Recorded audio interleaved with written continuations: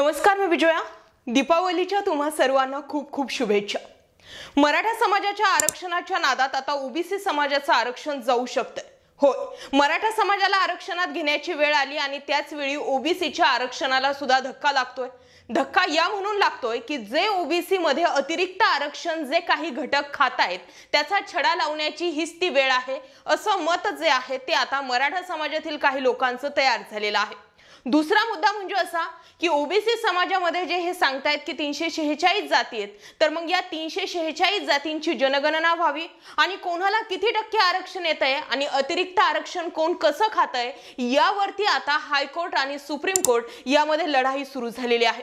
दुसरा मुद्दा असाही आहे की मनोज जरांगे पाटील हे एक प्यादे आहेत आणि त्यांना चालवणारा जो मेन वजीर आहे तो वजीर बॅकफुटला आहे किंवा मागे आहे, त्यावरती आधारित आपला पुढचा व्हिडिओ असणार आहे। परंतु आत्ताच्या मुद्द्यामध्ये आपण हे समजून घेणं खूप गरजेचं आहे की ओबीसी समाजाचं जर आरक्षणच जात आहे तर त्या 346 जाती किंवा मराठा समाजाचं नेमकं काय होणार आहे, म्हणजे ओबीसी समाजाचं आरक्षण जाणार की राहणार, या पलीकडे जाऊन जर जनगणना झाली तर मात्र ओबीसीच्या आरक्षणावर गदा ही 100% येते। नेमकं घडलं आहे इथे असं झालंय बुवा की जर तुम्हाला नाही, जर आम्हाला नाही तर मग तुम्हाला सुद्धा नाही।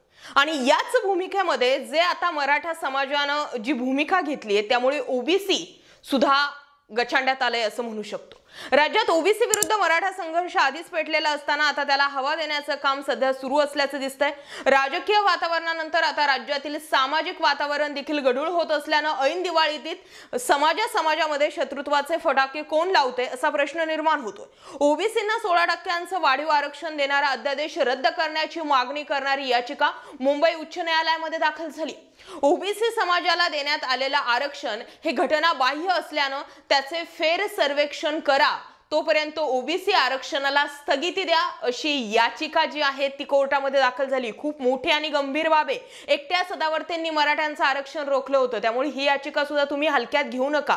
बाळासाहेब सराटे, प्रशांत भोसले आणि शिवाजी कवठेकर यांनी ही याचिका दाखल केली आहे। त्यामुळे राज्यात आता ओबीसी विरुद्ध मराठा संघर्ष पेटणार असल्याचं दिसून येत आहे। गेल्या काही दिवसांपासून मराठा आरक्षणावरून राजकारण चांगलंच तापलंय आणि अशामध्येच मंत्री छगन भुजबळ यांनी मात्र मराठा आरक्षणाला तीव्र विरोध केला होता। ओबीसी मधून मराठा समाजास आरक्षण देऊ नये अशी भूमिका घेतली आणि अशातच आता मराठा आरक्षणाचे बाळासाहेब सराटे यांनी आता ओबीसींच्या 16% आरक्षणाविरोधात हायकोर्टात याचिका दाखल केलेली होती। या याचिकांमध्ये स्वतः छगन भुजबळ पार्टी झाले आहेत। याबाबत ते वकिलांशी संवाद साधून यावरती चर्चा करणार असल्याचं सुद्धा समजतंय। म्हणजे आम्हाला नाही तर आता तुमचं आरक्षण सुद्धा कसं चूक आहे यावरती आता जे आहे ती युद्ध सुरू आहे। 23 मार्च 1994 साली सरकारने जीआर काढत ओबीसींना वाढीव 16% आरक्षण देण्याचा निर्णय घेतला होता। जीआर नुसार घाऊक प्रमाणपत्रात तब्बल 80 जातींना ओबीसी आरक्षण देण्यात आलं होतं। 2018 साली ओबीसी आरक्षणाला स्थगिती आली होती, त्यावेळी याचिका दाखल करण्यात आली होती अशी माहिती सुद्धा बाळासाहेब सराटे यांनी दिली आहे। सरकारनं काढलेल्या जीआरचे 2001 रोजी कायद्यात रूपांतर करून 2004 साली हा कायदा जो होता तो पारित करण्यात आला होता। हे सर्व घटनाबाह्य असल्यानं तो कायदाच रद्द करणं गरजेचं आहे। इंदिरा साहनी खटल्यातील न्यायालयाच्या निर्देशनानुसार सुद्धा ओबीसी आरक्षणाचे फेर सर्वेक्षण करणं आता गरजेचं आहे।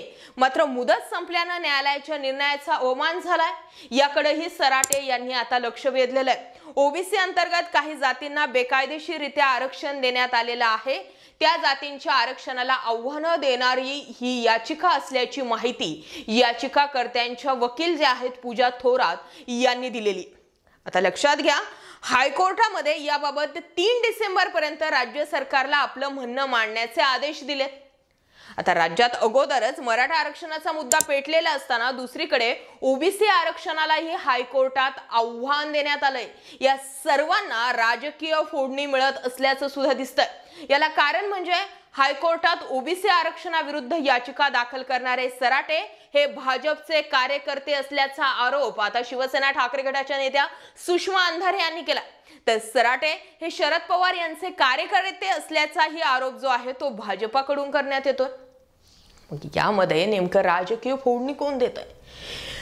राजकीय पक्षांचे चेले चपाटे आता समाजात तेढ निर्माण करतायत का असा प्रश्न निर्माण होतोय। मराठा व ओबीसी आरक्षणावरून राज्यात वातावरण तापलेलं असताना ऐन दिवाळी दोन्ही समाजामध्ये आता या दिवाळीमध्ये संघर्ष बघायला मिळतोय आणि असं असलं तरी राजकीय पक्ष मात्र यावर सावध भूमिका घेताना दिसतात। एकीकडे मराठा समाज तर दुसरीकडे ओबीसींमधील 400वर असलेल्या जाती याचा प्रत्यक्ष परिणाम हा येत्या सर्वच निवडणुकांवर होणार आहे। त्यामुळे सरकार आता 3 डिसेंबर रोजी हायकोर्टात काय भूमिका मांडणार हे पाहणं सुद्धा आता महत्त्वाचं ठरणार आहे। पण महत्त्वाचा विषय इतकाच आहे की ज्या भुजबळांनी मराठा समाजाच्या आरक्षणावरतीच आक्षेप घेतलेला होता, आता त्याच भुजबळांच्या आक्रमक भूमिकेमुळे मराठा समाजाने सुद्धा ओबीसी समाजाच्या आरक्षणावरती टोकाची भूमिका घेतली आणि यामुळेच आम्हाला नाही तर तुम्हालाही नाही असंच काहीसं दिसतंय। अगोदर असंच वाटलं होतं 1-2 याचिका दाखल झाल्या तर काय फरक पडतोय, पण ज्यावेळी 2018 साली देवेंद्र फडणवीसांनी आरक्षण दिलं होतं ते आरक्षण जे होतं ते कोर्टात किंवा सुप्रीम कोर्टात टिकलं नाही, त्याला एका वकिलाला जबाबदार ठरवलं गेलं म्हणजे सदावर्तेंना। त्यामुळे कुठल्याही याचिका जर कोर्टात जात असतील तर कोर्ट त्याचा गांभीर्याने विचार करतो, ना की परिस्थिती काय आहे यावरती विचार करतं।